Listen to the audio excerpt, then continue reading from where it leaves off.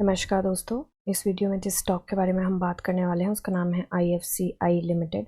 इस स्टॉक 83.30 के प्राइस पे ट्रेड कर रहा है। मार्केट में फ्राइडे को इसने 1.78% का डाउन मूव दिया था। मार्केट कैप है इसकी 21,766 करोड़ की। प्रमोटर होल्डिंग 71.70% है।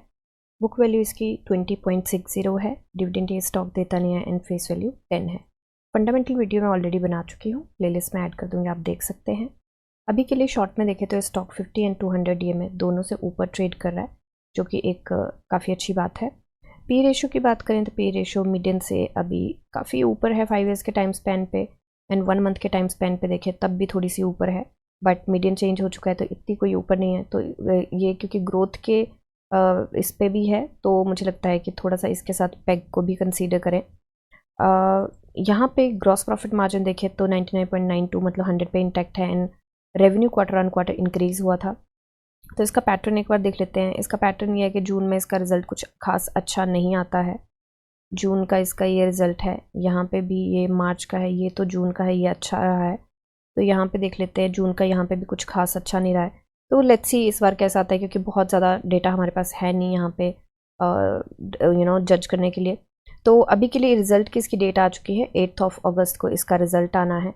एंड अभी के लिए शेयर होल्डिंग पैटर्न अगर हम देखें तो शेयर होल्डिंग पैटर्न जो प्रमोटर्स का था वो बड़ा था, एंड हमने बात करी भी थी कि इसकी वजह से हो सकता है कि थोड़ा सा पंप देखने को मिले हमें स्टॉक में, और वो देखने को भी मिला। 20% का सर्किट लगा था। अभी तक की अभी FIIs ने अपनी होल्डिंग बढ़ाई है, DIIs ने छोटू सी कम करी है, एंड गवर्नमेंट की भी छोटू सी कम हुई है यहाँ पे, बट ये प्रमोटर्स ही हैं, गवर्नमेंट का स्टॉक है, तो यहाँ पे मुझे लगता है इतना कुछ खास फर्क नहीं पड़ता। नंबर ऑफ शेयर होल्डर्स भी कुछ हद तक बढ़ते हुए यहाँ पे दिखाई दिए। अभी के लिए चलते हैं इसके चार्ट पे। चार्ट पे देखिए, जो हमने लास्ट टाइम एनालिसिस करी थी उस पर हमने बात करी थी कि चैनल से बाहर गया है, एंड हो सकता है कि थोड़ा सा ये यहाँ पे क्रॉल करे। अगर मूव देता है नेक्स्ट डे तो प्रॉफिट बुकिंग देखने को मिलेगी, और वही यहाँ पे हमें देखने को मिला है। मार्केट फ्राइडे को काफ़ी अच्छी थी, बट फिर भी ये वाली जो रेजिस्टेंस है 86.81 की, मतलब 87 की लगा लीजिए, तो ये काफ़ी स्ट्रॉन्ग है, एंड वहाँ से इसको ये क्रॉस नहीं कर पाया है, हमें डाउन मूव मिला है छोटा सा। तो हमने बात भी करी थी अगर चैनल के इस पे चलता रहता है, अभी तो ये चैनल के ऊपर ही चल रहा है, तो हो सकता है कि अभी भी चैनल का ब्रेकआउट हमें काफ़ी अच्छे तरीके से मिले। बट अगर नहीं मिलता है तो हमने ये भी बात करी थी कि थोड़ा सा अगर कंसोलिडेट होकर नीचे भी आता है तो 81 का इसका काफ़ी स्ट्रॉन्ग सपोर्ट है, वो आप लेके चल सकते हैं। एंड अभी के लिए हम बात करें तो रेजिस्टेंस एक तो ये लेके चले थे हम 89.85 के आसपास की, एंड इसने हाई लगाया था 89.40, वहीं से रिजेक्शन लेके आया था। दूसरी रेजिस्टेंस हम लेके चले थे, इसने हाई लगाया था 91.40, एंड रेजिस्टेंस हम लेके चले थे 91.73 के आसपास की। तो कहीं ना कहीं वहीं से ही ये रिवर्सल लेके आ रहा है। तो अभी के लिए वॉल्यूम की बात करें तो देखिए, हमने ये भी बात करी थी कि वॉल्यूम के ऊपर खासा ध्यान रखना पड़ेगा, क्योंकि वॉल्यूम डाउन भी होता है। तो ये जो फ्राइडे को वॉल्यूम रहा है वो काफ़ी कम रहा है as compare to other days. तो पहले 20-21 करोड़ का वॉल्यूम था, एंड फ्राइडे को जो वॉल्यूम रहा है वो रहा है लगभग 8 करोड़ के आसपास का NSE पे। एंड ये एक अच्छी बात है, क्योंकि डाउन मूव पे कम रहा है वॉल्यूम, तो ये एक अच्छी बात है कि इसका मतलब है कि सेलर्स ना बहुत ज़्यादा इंटरेस्टेड नहीं है सेल करने में, होल्ड कर रहे हैं यहाँ पे। वीकली कैंडल चेक कर लेते हैं, क्योंकि वीक हमारा कंप्लीट हो चुका है। पहले सबसे पहले आते हैं वीकली RSI पे।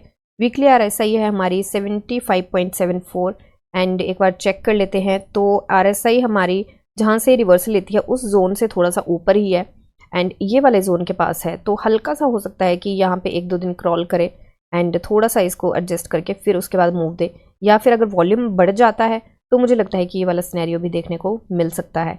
एंड स्टॉक अभी डेफिनेटली बायर्स के हाथ में है। तो चलते हैं हम फिर से इसके डेली चार्ट पे। तो डेली चार्ट पे देखिए, हमें कल जो मिला है वो कहीं ना कहीं हमें पहले इन्वर्टेड हैमर मिला है हमें थर्सडे को, एंड कल भी हमें कुछ हद तक इन्वर्टेड हैमर ही बोल सकते हैं इसको। तो इसका मतलब ये कि सस्टेन तो ये कर रहा है। पहले जो इसकी क्लोजिंग थी, क्लोजिंग के थोड़ा सा नीचे आया है, बट ये जो रेजिस्टेंस है हमारी जो हम लेके चले थे वो इसको ये कहीं ना कहीं सपोर्ट बना के चल रहा है। जो इसका हाई भी है, इनफैक्ट हाई इसने लगाया था, सॉरी इसकी क्लोजिंग रही थी 83.95 की, इसकी क्लोजिंग रही है 83.28 की। तो क्लोजिंग इसकी जो 20% का जब इसने मूव दिया था तो 24 जुलाई को उससे नीचे ही इसकी क्लोजिंग रही है। तो मेरे को लगता है ये ना अभी रेजिस्टेंस का ही सामना करना पड़ेगा इसको। तो ये वाली रेजिस्टेंस भी स्ट्रांग रहेगी, क्योंकि इसने 20% का मूव दिया था, काफ़ी स्ट्रांग कैंडल थी ये। तो ये रेजिस्टेंस भी स्ट्रांग रही, तो हो सकता है कि 1-2 दिन क्रॉल करके फिर निकले अगर वॉल्यूम अच्छा नहीं आता है तो। एक बार BSE पे चलते हैं। BSE पे देखिए इसका प्राइस बैंड 20% का है एंड एज सच कोई न्यूज़ नहीं है, रिजल्ट की ही डेट बताई है एंड डिलीवरी परसेंटेज जो गया है वो 24.33 गया है। कुछ खास डिलीवरी परसेंटेज नहीं गया है। वैसे देखा जाए तो मूव भी कुछ इतना खास नहीं रहा था, रिवर्सल छोटा सा मिला है, तो उसके हिसाब से मुझे लगता है ठीक ही है। तो रेस्ट अभी फ्रेश एंट्री की बात करें तो ट्रेडिंग व्यू ने यहाँ पे बाई का सिग्नल दिया है टेक्निकल एनालिसिस पे एंड मुझे भी लगता है कि बाई का यहाँ पे बनता है। मंथ एंड के जो हमारे टारगेट हैं उसके अचीव करने के लिए 3 ट्रेडिंग डेज हैं हमारे पास एंड वो टारगेट जो है हमारे, इसको एडजस्ट कर लेते हैं, 14.11% के मूव की उम्मीद हम कर रहे हैं, जो कि मुझे थोड़ा सा दुविधाजनक लग रहा है, बट लेट्स सी, क्या पता कुछ हो ही जाए, कोई न्यूज़ ही आ जाए, कुछ आ जाए, तो वो भी देख के चलेंगे एक बार। एंड बोलिंजर बैंड तो यहाँ से ब्रेकआउट दे चुका है हमें, तो इसका कुछ खास ये नहीं है। अब एक बार देख लेते हैं 20, हाँ जी, तो 20 डेज सिंपल मूविंग एवरेज से तो ऑफकोर्स ये ऊपर ही है, जो कि एक अच्छी बात है। तो अभी ये वाला जो है ना, यहाँ से रिवर्सल भी इसने लिया है 80.81, मतलब 81 वाला, एंड मुझे लगता है ये काफ़ी क्रूशियल है। अगर इसको ये ब्रीच कर देता है तो मुझे लगता है कि यहाँ से इसको रिवर्सल मिल सकता है, जो हम लेके चले हैं 77। एक यहाँ से भी रिवर्सल इसका बनता है, वैसे छोटा सा यहाँ पे हम लेके चलेंगे, यहाँ से भी इसका रिवर्सल बनता है। थोड़ा सा इसको ब्रॉड कर लेते हैं, तो ये वाला पॉइंट भी इसका रिवर्सल पॉइंट हो सकता है, जो कि है 78.70। तो ये भी यहाँ से भी रिवर्सल पॉइंट हो सकता है, क्योंकि ये कैंडल का भी हाई जो रहा है वो 98.90 रहा है, इस कैंडल का 98